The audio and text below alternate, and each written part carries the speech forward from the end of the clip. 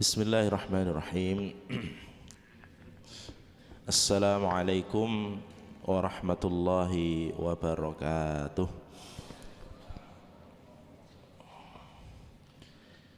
Alhamdulillahi rabbil alamin. Wabihi nasta'inu ala umuri dunya waddin. Alhamdulillah alladhi hadana lihada wa ma kunna linahtadiya laula an hadana Allah. Asyhadu an la ilaha illallah wahdahu la syarika lah wa asyhadu anna Muhammadan abduhu wa rasuluh. Allahumma salli wa sallim wa barik wa an'im ala habibina Muhammad wa ala alihi wa ashabihi wa man tabi'ahum bi ihsanin ila yaumiddin. Amma ba'du, fa subhanaka la ilma lana illa ma 'allamtana innaka antal alimul hakim. Rabbi syrah li sadri wa yassir li amri wahlul 'uqdatam min lisani yafqahu qawli. Ya Bapak Ibu, saudara-saudari para rawuh, jamaah salat as-subuh Masjid Asy-Syukur, dan juga insyaallah kita lanjutkan dengan kajian tafsir Al-Qur'anul Karim pada pagi hari ini.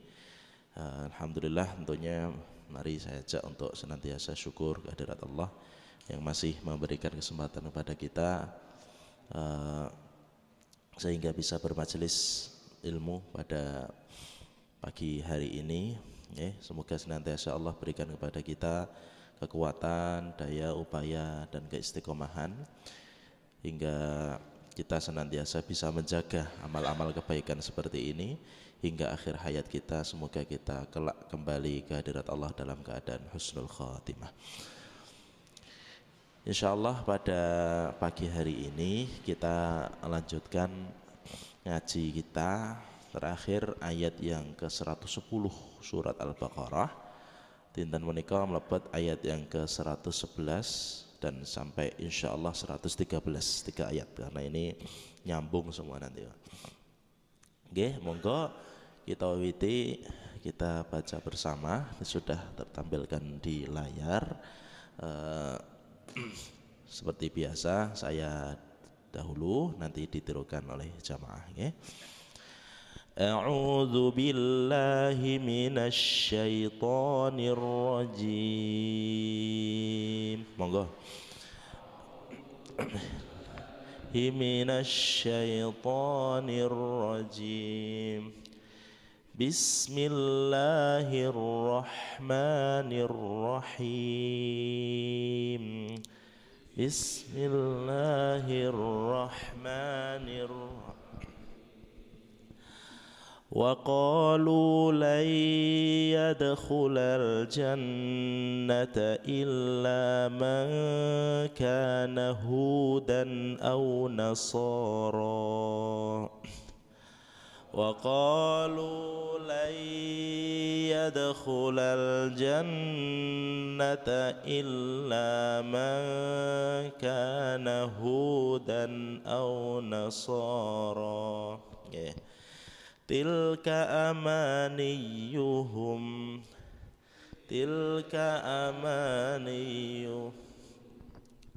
قل هاتوا برهانكم إن كنتم صادقين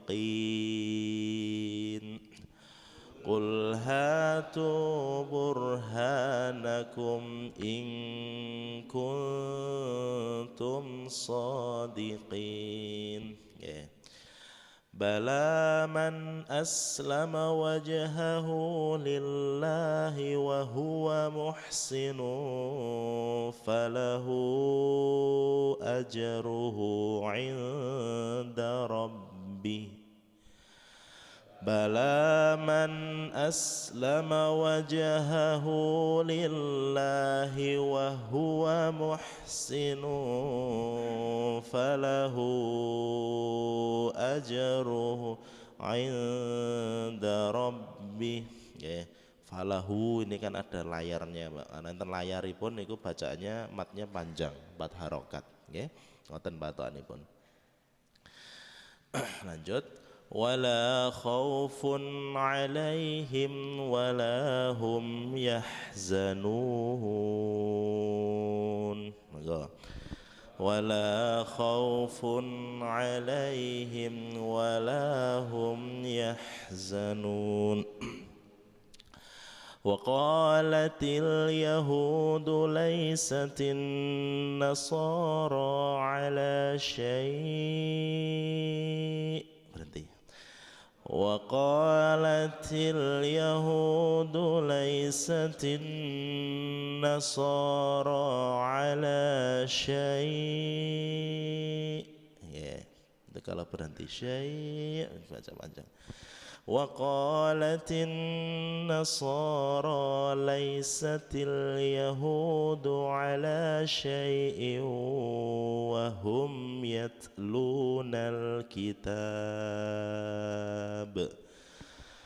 وقالت النصارى ليست اليهود على شيء وهم يتلون الكتاب كذلك قال الذين لا يعلمون مثل قولهم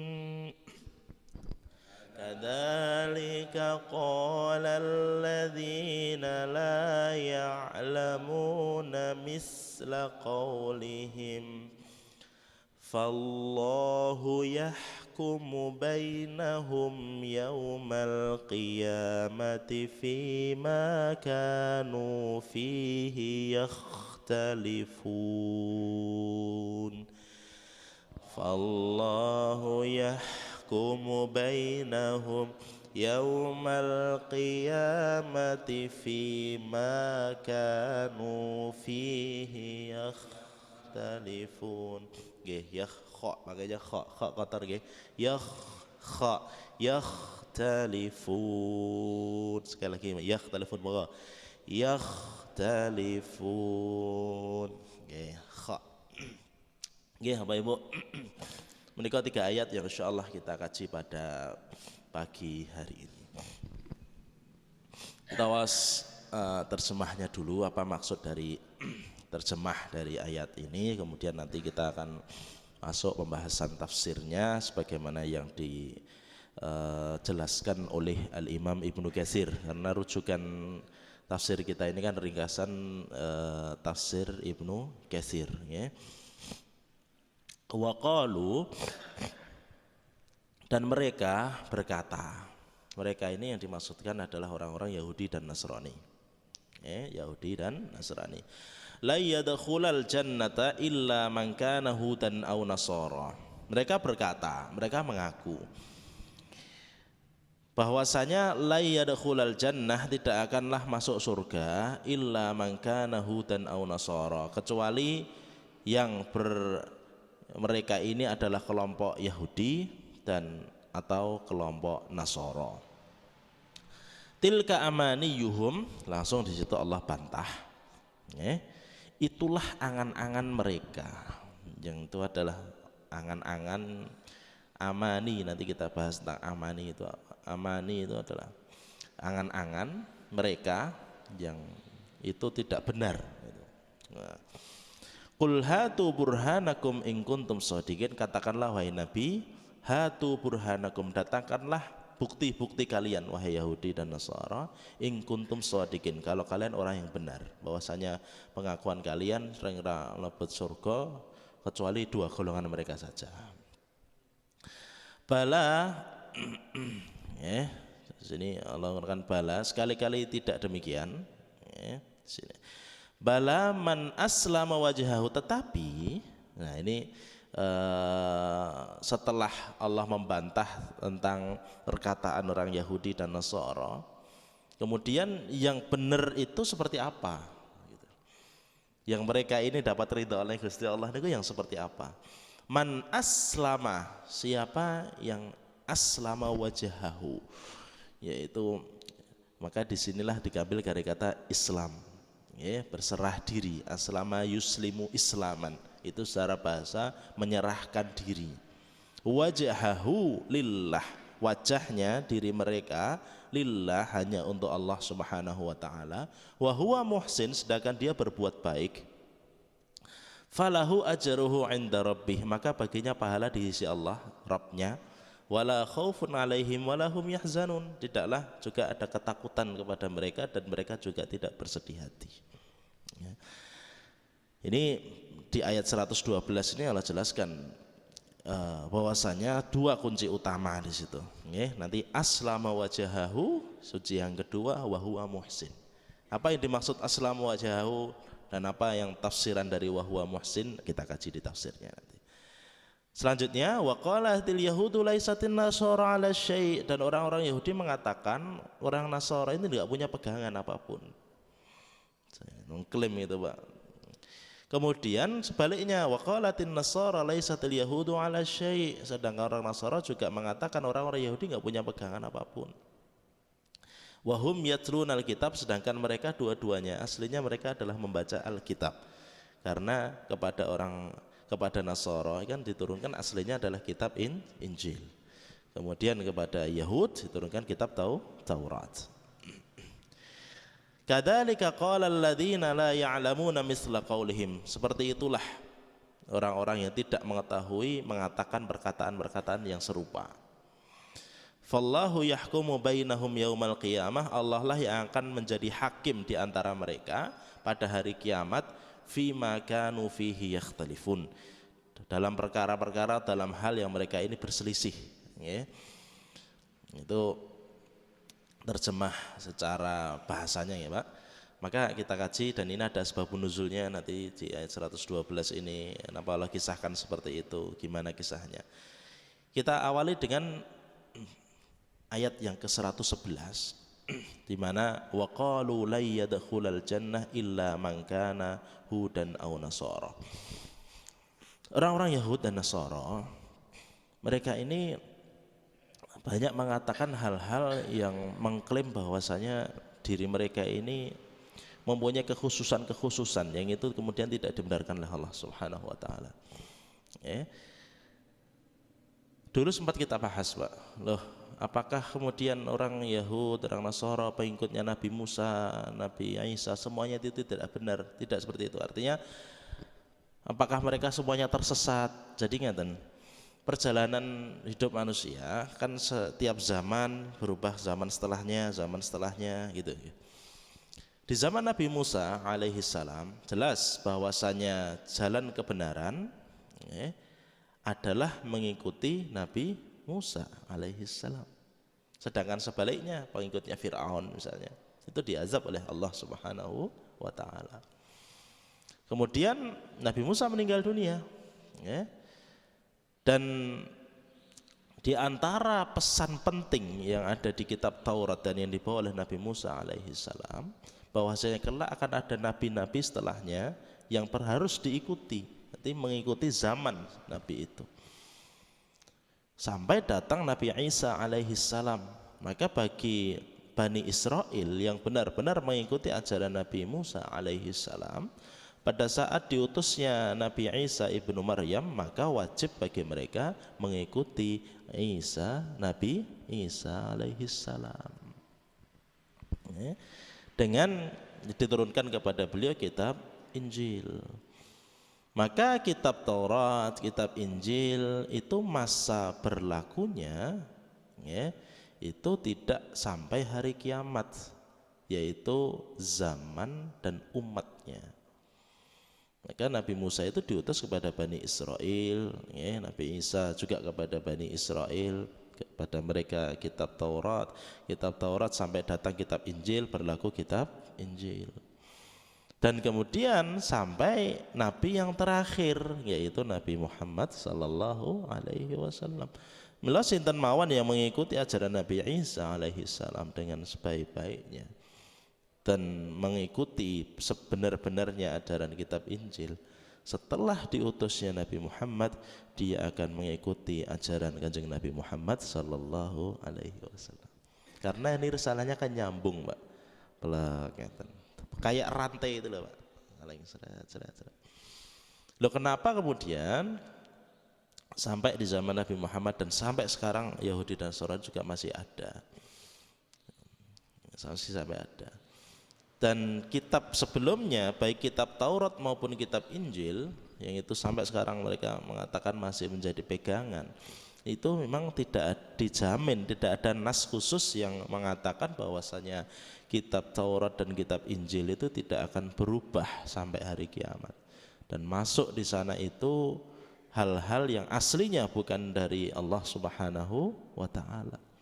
Itu kalau ditelisik dalam sejarahnya itu banyak masuk dalam ajaran Injil itu yang merupakan konsensus atau hasil rapat musyawarah dari para pendeta mereka.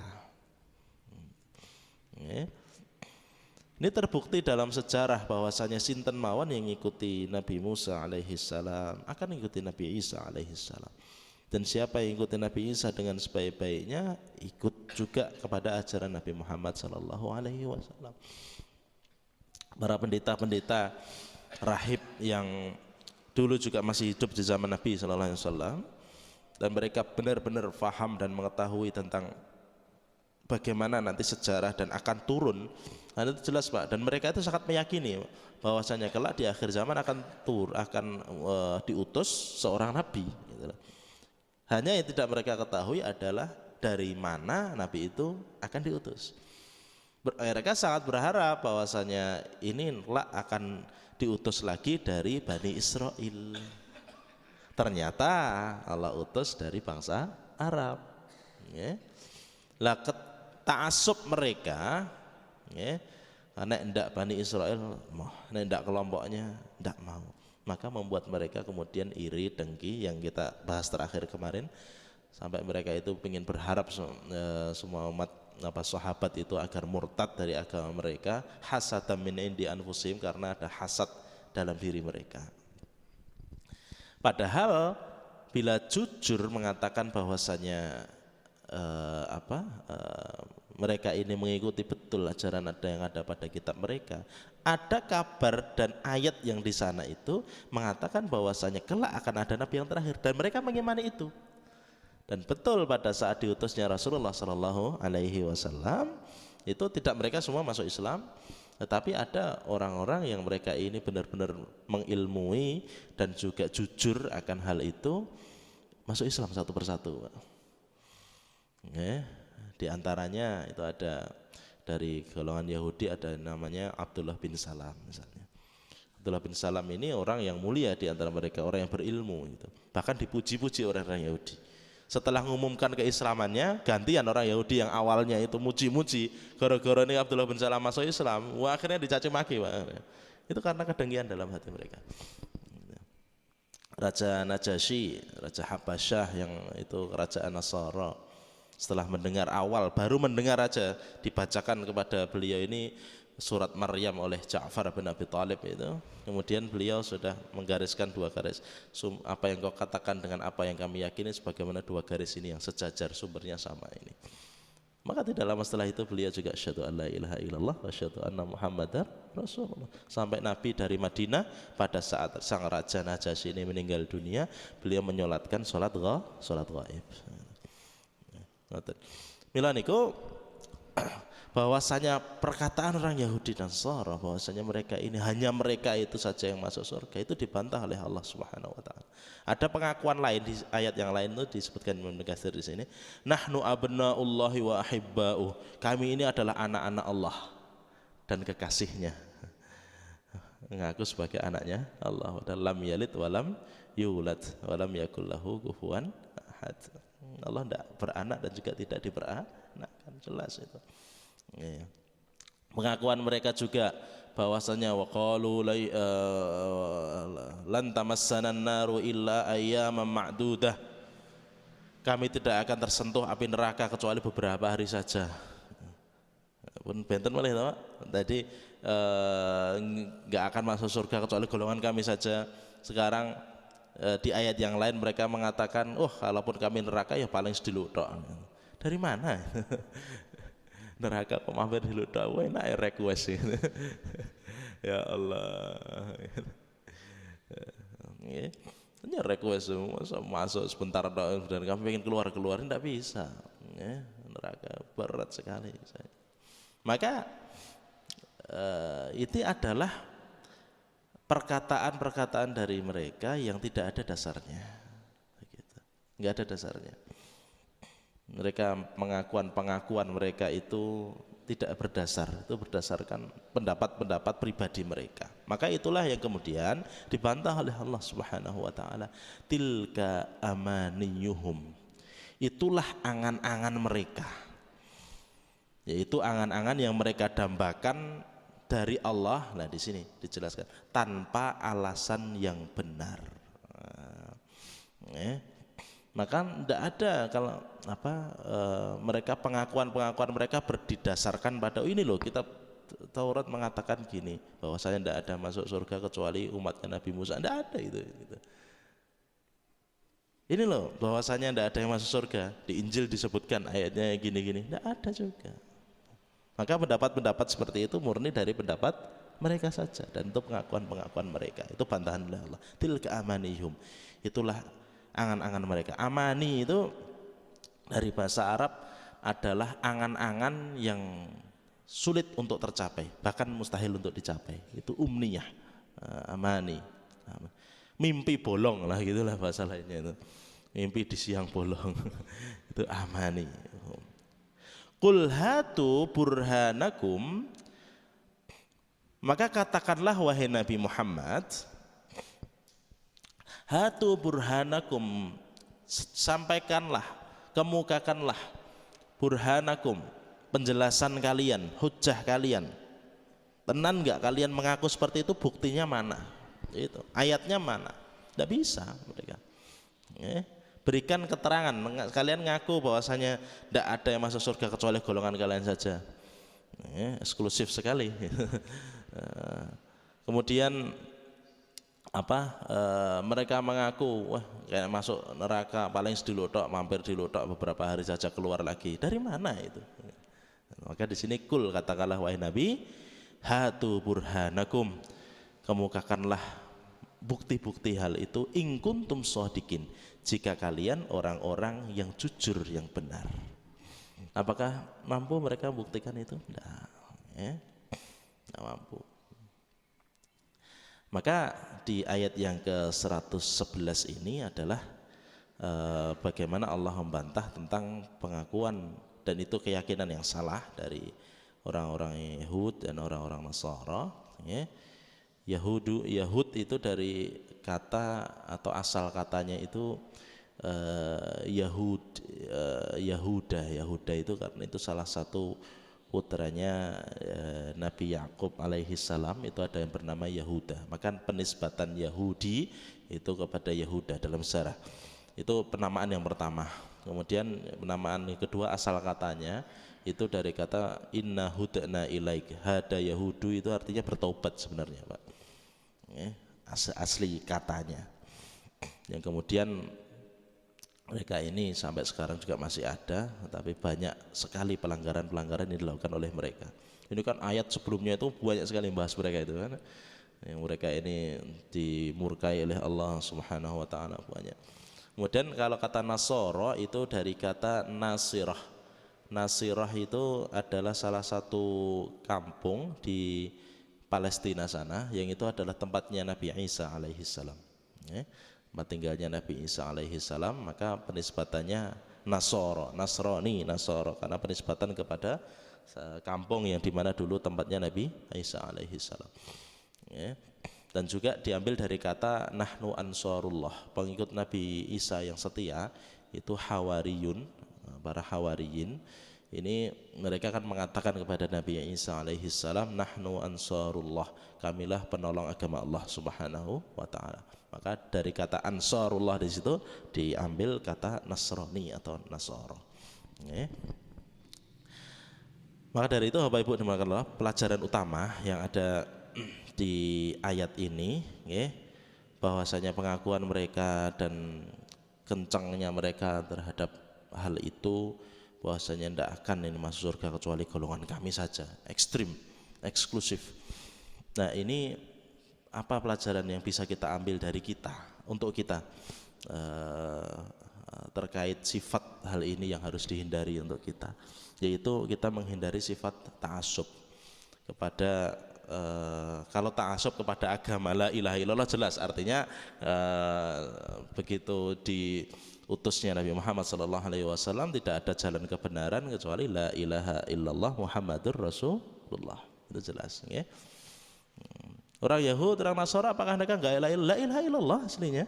La ilaha illallah di zaman Nabi Isa wa Isa Rasulullah. Di zaman Nabi Musa la ilaha illallah, Nabi Musa Rasulullah. Tapi berjalannya waktu, setelah Nabi Musa meninggal dunia, mereka kemudian melakukan perubahan-perubahan terhadap hal itu hingga puncaknya itu melakukan kesyirikan yang Allah sampai murkai betul itu. Menjadikan Tuhan itu tiga, gitu. Ini Tuhan Bapa, Tuhan Ibu, itu jelas menyelisih. Karena apa? Mengangkat Nabi Isa alaihissalam melebihi kedudukannya sebagai manusia. Itu kan pesannya juga Nabi kepada kita semuanya, Nabi Muhammad. La tatruni kama atratin nasara Isa bin Maryam. Jangan kalian berlebih-lebihan kepadaku sebagaimana berlebih-lebihannya orang Nasara kepada Isa bin Maryam. Itu pesan Rasulullah sallallahu alaihi wasallam. Karena khawatir kalau sifat terlalu berlebihan itu hingga menyejajarkan sang nabi dengan Allah Subhanahu wa taala. Maka padahal jelas sang nabi itu adalah mereka manusia, hamba juga utusan Allah Subhanahu wa taala. Maka kepada Nabi sampai Nabi Muhammad sallallahu alaihi wasallam itu tidak boleh kita kok di sana ke Masjid Nabawi kemudian sholat di hadapan kuburnya Rasulullah nyembahir Kanjeng Nabi, itu dosa jelas, syirik, itu bahaya. Maka sampai sekarang kan kuburan Nabi itu masuk bagian dari masjid, Pak, karena dalam beliau itu dulunya dan beliau meninggal dunia di rumah itu kan rumah yang nempel dengan masjid, nempel plek gitu, tembok atau tembok. Berjalannya waktu kan perluasan Masjid Nabawi itu semakin luas sehingga bagian rumah itu masuk bagian dari masjid. Bukan kemudian ini kuburan yang jero Masjid Nabawi itu emang kuburannya Nabi yang dulunya itu bagian luar masjid, tapi karena perluasan masuklah itu. Nggak mungkin kemudian kuburannya Nabi dipindah gitu. Emang meninggalnya di situ. Para Nabi itu dimakamkan di tempat mereka meninggal dunia. Kanjeng Nabi sallallahu alaihi wasallam meninggal di rumah yang di samping Masjid Nabawi itu. Maka kan dibuat kemudian agar ini tidak ada orang yang nyembah Kanjeng Nabi, itu bagian yang orang yang menghadap sholat dan delalah itu pas dengan itu kan dibuat lancip gitu, dibuat mengerucut lah gitu. Agar apa? Agar orang kemudian tidak sholat di belakang kubur itu kemudian nanti malah berlebihan, berlebihan dan sampai kemudian sholat itu salah tujuan. Harusnya itu sholat itu nyembahi Gusti Allah, nyembahi Kanjeng Nabi, itu yang bahaya. Ini adalah salah satu pelajaran utama bahwasanya bersikap ta'assub kalau hal itu sifatnya itu jelas berkeyakinan tentang la ilaha illallah jelas. Tapi ini bisa terjadi, kita sudah Islam, kita sama-sama Islam, tapi ta'assub kepada golongan itu seakan-akan nek ora golongan iki ora bakal mlebu surga. Wah, ini yang bahaya, Pak. Sing bener iki mung kelompok iki lho. Nek gak kelompokku wis walah kabeh. Wah, ini sudah ya. Maka selama siapapun yang saat ini nggih setelah kita pengutusan Nabi sampai hari kiamat nanti, siapa saja yang la ilaha illallah, kita harus wajib berhusnudzon bahwasanya mereka juga calon penduduk surganya Allah Subhanahu wa taala. Karena jelas Kanjeng Nabi, man qala la ilaha illallah dakhalal jannah, siapa saja yang mengatakan la ilaha illallah dia kelak akan masuk surga kok. Masa ayo kita katakan, walaupun la ilaha illallah tapi kan beda carane. Wah, itu jangan. Itu eksklusivisme yang sifat-sifat yang dimiliki oleh orang-orang Yahudi dan Nasara. Jangan sampai terjadi kepada kita, berkelompok, bergolongan itu boleh saja. Artinya kita ikut kelompok sana, pengajian sini, boleh saja. Tapi jangan kemudian karena kita sudah mengikuti salah satu kelompok dan golongan, semua golongan yang lain itu adalah nar, neraka. Malah sepi surga, Pak. Hanya kelompoknya saja. Malah surga itu luasnya arduhas samawati wal ardh. Luasnya surga itu seluas langit dan bumi. Lah kelompoknya dhewe tok malah kri kesepi mungkin. Daripada gitu nyalahkan orang lain ya wis. Artinya wah insyaallah wis kabeh wong Islam, kabeh sing la ilaha illallah bakal mlebet surga. Ngoten kan eco gitu. Daripada kita beda sedikit kayak salah kayak amalannya rasa anu kayak bid'ah kayak neraka. Enak sekali neraka. Emang kita ada selamat dari neraka kan gitu. Ya Allah, itu kadang heran gitu dengan orang yang sangat mudah nyalahkan orang lain. Ya, sudah selama la ilaha illallah alhamdulillah insyaallah surga. Ya. Ya mungkin beda sedikit amaliyah, ya. Niki ini sholatnya kunut, niki mboten, ya. Sudah itu hal yang biasa, gitu. Ya. Sami-sami la ilaha, lalu selesai sudah. Gitu. Gitu aja. Ya, maka ini aja kelompok A, aja kelompok B, aja kelompok C, tidak masalah. Semua sama-sama Islam. Ya, sami-sami Islam. Dan benten 1-2 itu hal biasa. Oh, para ulama dulu itu juga beda biasa kok Pak. Ya. Ya, dan Imam Syafi'i niku menawi salat bacanya Bismillahirrahmanirrahim basmalah kenceng ya. Ada imam lain bismillah lirih aja Bismillahirrahmanirrahim alhamdulillahirabbil alamin gitu. Tapi uniknya para imam ini kalau ketemu atau bertemu dengan muridnya itu saling menghormati satu sama lain ya. Saling menghormati satu sama lain. Nah, jadi Imam Syafi'i misalnya ngimami di tempatnya Imam Abu Hanifah yang tidak baca basmalah dengan sir, walaupun itu ada muridnya Imam Syafi'i juga. Itu ya auzubillahi bismillahirrahmanirrahim alhamdulillahirabbil alamin, menyesuaikan tempat, menghormati ya pendapat itu. Artinya perbedaan hal yang sifatnya teknis dalam hal fiqhiyah itu hal yang suatu yang biasa sudah sejak zaman dahulu gitu, bukan cerita baru. Ya. Yang cerita baru itu adalah nak beda sekedik terus nyalah ke sana sih. Lah itu yang PR itu. Maka kita diadu domba Pak gitu Pak, umat ini. Maka ini jangan sampai kita terjerumus pada sifatnya orang Yahudi dan Nasara yang mereka ini menganggap bahwasanya kalau tidak kelompok mereka tidak akan masuk surga. Ayat selanjutnya Bapak Ibu, bala man aslama wajhahu lillahi wa huwa muhsin. Tidak demikian itu.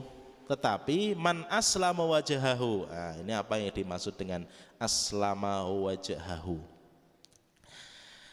Barang siapa yang mengikhlaskan amalnya hanya untuk Allah Subhanahu wa taala. Ini syarat yang pertama, bahwasanya unsur yang pertama yang wajib dipenuhi dalam kita beribadah kepada Allah Subhanahu wa taala itu adalah berbuat atau beribadah dilandasi dengan ikhlas karena Allah Subhanahu wa taala. Ikhlas yang bersumber dari hati, terwujudkan dalam ucapan, terwujudkan dalam amal perbuatan. Tapi asalnya yang namanya niat itu adalah dari dalam hati kita. Inilah senantiasa kita perbaiki niat kita, kita ngaji, kita sholat pun kita ikhlaskan karena Gusti Allah Subhanahu wa taala. Itu yang pertama. Aslama wajahu, menyerahkan diri, aslama yuslimu, itu berserah diri hanya kepada Allah Subhanahu wa taala. Itu dari kata itu diambil Islam. Islam itu kan dari aslama yuslim, menyerahkan diri kita kepada Allah Subhanahu wa taala. Artinya hidup kita ini kul inna solati, katakanlah inna solati, solatku, wa nusuki, ibadahku, wa mahyaya, dan hidupku, wa mamati, kematianku, lillahi rabbil alamin, hanyalah untuk Allah Subhanahu wa taala. Ikhlas itu aslam wajah, amal ikhlas, landasi dengan rasa ikhlas. Kemudian wahuwa muhsin, apa yang dimaksud wahuwa muhsin? Sedangkan ia muhsin, berbuat baik. Berbuat baik dengan apa? Bahwasanya kita beramal, kita beribadah itu nggih manut kalian ajaranipun Kanjeng Nabi, didasarkan dengan syariat ajarannya Allah dan Rasulullah sallallahu alaihi wasallam.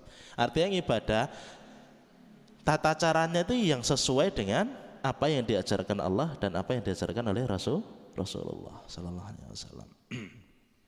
Itu yang benar. Maka ini dua syarat utama.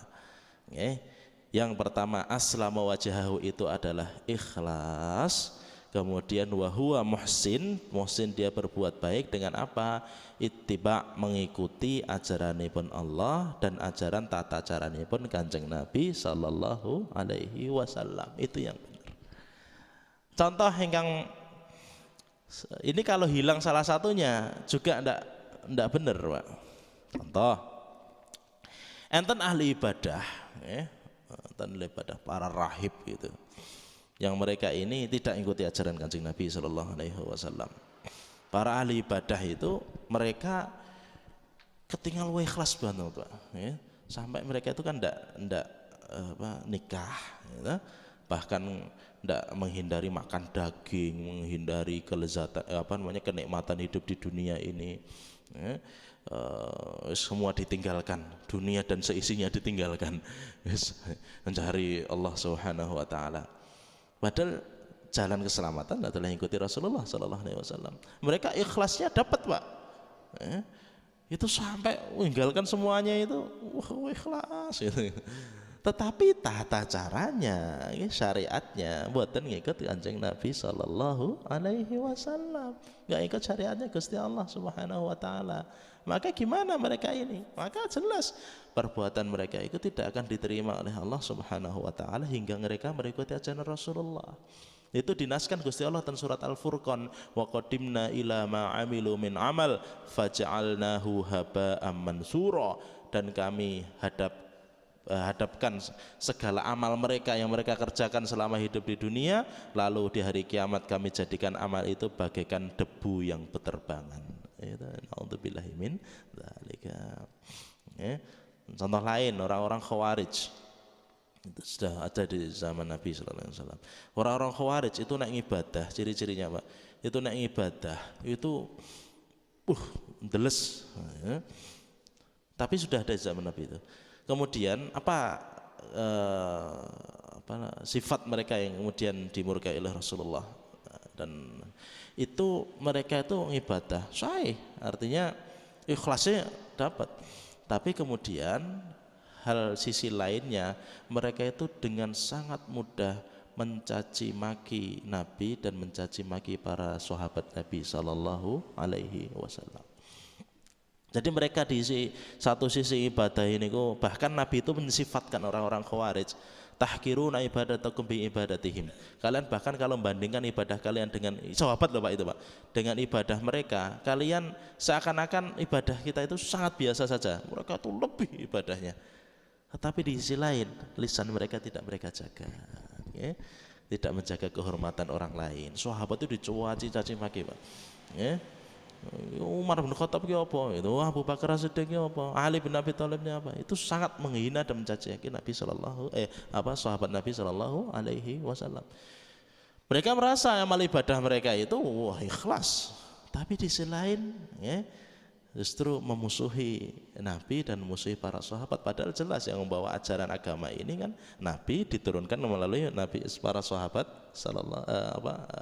radhiyallahu anhum ajma'in.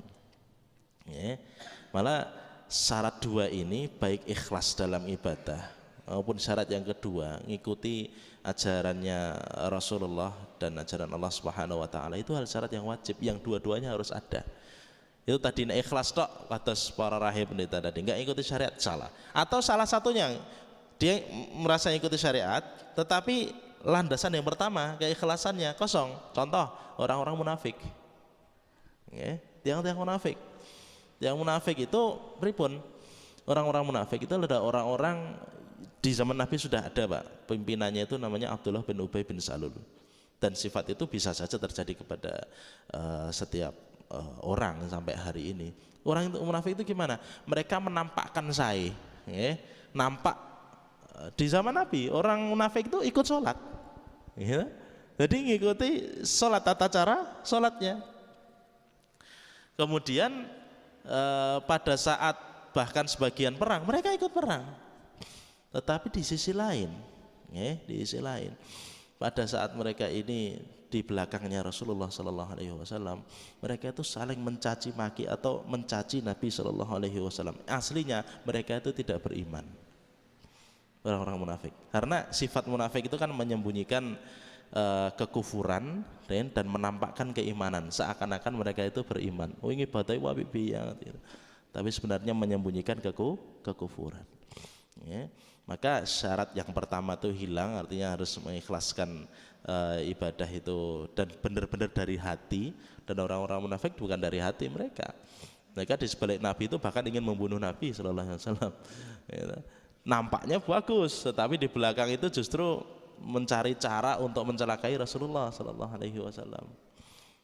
Atau contoh yang kedua adalah orang-orang yang ria, senantiasa itu niatnya itu benar-benar karena ria, beribadah, wah membantu sana sini dan sebagainya, tapi niatnya itu bukan karena Allah Subhanahu Wa Taala. Niatnya ngamal apa? Karena aku dilem, dipuji, itu ria. Maka itu juga yang sangat kita hati-hati. Artinya dua hal ini harus benar-benar kita jaga, syarat ikhlas dan mengikuti ajaran Rasulullah. Riya itu juga bahaya, Pak. Artinya kita berusaha untuk terhindar dari hal itu. Mungkin di hati kita itu masih ada rasa senang untuk dipuji. Artinya hal itu yang memang manusiawi. Orang ada yang memuji itu remen gitu. Tapi landasan niatnya itu jangan karena itu, ngoten. Dados benten kene ngeten nggih. Nek orang beramal karena riya, murni karena dia itu riya, dia akan sangat senang pada saat dipuji, tetapi sangat kecewa nek pada saat orang lain tidak menilainya dengan baik. Gitu. Tetapi orang yang ikhlas, orang yang udah amal itu karena Allah Subhanahu Wa Taala, dia kalau ada yang memuji nggih ndak apa-apa, bukan berarti ojo muji aku dadi riya, enggak usah. Kalau amalnya itu sudah ikhlas, mau dia dipuji biasa saja, kalaupun ada yang mencaci ya sudah apa-apa gitu. Kalaupun ada orang yang banyak memuji, Masya Allah ini gini enggak apa-apa. Nabi pun tilka busyra, kalaupun orang ikhlas, banyak orang yang memuji, enggak apa-apa, karena itu adalah bagian dari kebaikan yang Allah berikan sebagiannya di kehidupan dunia ini. Busyra ajilun lil mu'min, itu kabar gembira yang dipercepat kepada orang yang beriman, karena nanti di hari akhir sana akan disambut oleh para malaikat. Selamat, Masya Allah gitu ya, karena amal solehnya. Di dunia ada orang-orang yang memuji, enggak apa-apa, selama dasarannya itu karena melakukan amal itu karena Allah Subhanahu Wa Ta'ala. Dan riya itu benar bahaya. Bahkan pernah enten satu hadis itu salah suntu sa'aru bihimun nar, ada 3 golongan yang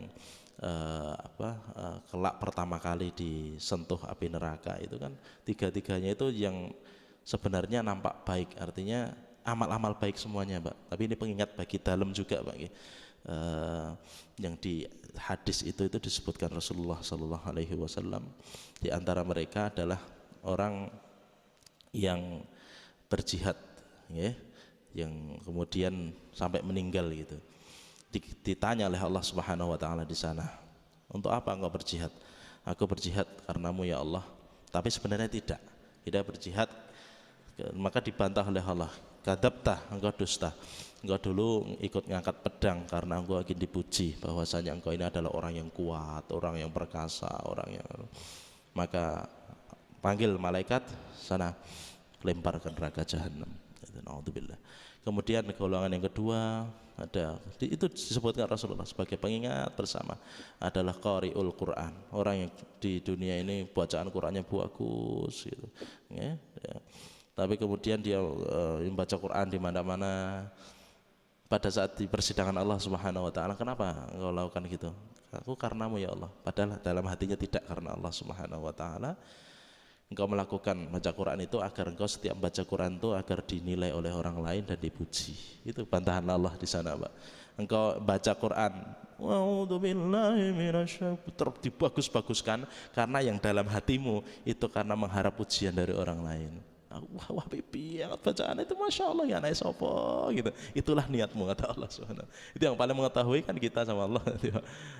Maka panggil malaikat, ya siksa neraka sekono gitu ya Allah. Yang ketiga, ada orang yang menginfakkan hartanya di jalan Allah, menginfakkan hartanya, yang dia mengaku bahasa itu karena Allah Subhanahu Wa Taala, tapi namanya persidangan Allah yang pirsa Gusti Allah. Ndak kadzabta, engkau dusta karena engkau melakukan hal itu agar engkau dipuji. Wah, ini kaya raya, ini. Itulah niatnya, bukan karena Allah. Maka malaikat sana seret ke neraka. Itu 3 itu orang-orang yang baik, Pak. Artinya ini amal-amal yang luar biasa kan, Pak. Jihad itu nek dilakukan Masya Allah karena lillahi ta'ala, wah itu balasannya itu khusus di sana itu. Qari'ul Quran, orang baca Quran, setiap bacaan kita bernilai pahala kok, gitu. Jelas itu. Kemudian al-mahiru bil Quran, orang yang mahir dengan Al-Quran kelak dikumpulkan dengan para malaikat yang mulia kok. Itu janji saja oleh Gusti Allah. Orang infakkan hartanya di jalan Allah, banyak sekali balasannya, itu kebaikan-kebaikan. Tapi ini amalnya itu nampak sudah bagus, tetapi dasaran yang pertama itu hilang. Dasaran yang pertama hilang. Melakukan itu bukan karena Allah, tetapi karena berharap ujian dari manusia, dan itu tujuannya. Nah, maka hadis ini sebagai pengingat, ini bisa kepada siapa saja, termasuk dalam ini tafsir ngaji gini. Yang namanya manusia itu memang ada hal-hal yang kita itu ada rasa senang untuk kadang itu muncul gitu loh Bang ya.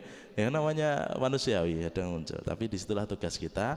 Bismillah, niat napa mawon napa niku ibadah napa mawon kita harapkan, yang kita harapkan adalah ridhonipun Gusti Allah Subhanahu wa taala, dan kita berusaha agar kita beramal itu sesuai dengan syariat dan ajarannya Allah dan kanjeng Nabi Muhammad sallallahu alaihi wasallam. Maka bagi mereka terakhir, falahu ajruhu inda rabbih, maka siapapun yang dua tadi sifatnya aslama wajhahu, ikhlas karena Allah, wa huwa muhsin, dan dia mengikuti syariatnya Allah dan Rasulnya, falahu ajruhu inda rabbih, maka baginya pahala di sisi Allah, wala khaufun alaihim wala hum yahzanun, mereka tidak ada kekhawatiran terhadap apa yang mereka akan hadapi, wala hum yahzanun, dan tidak mereka bersedih hati.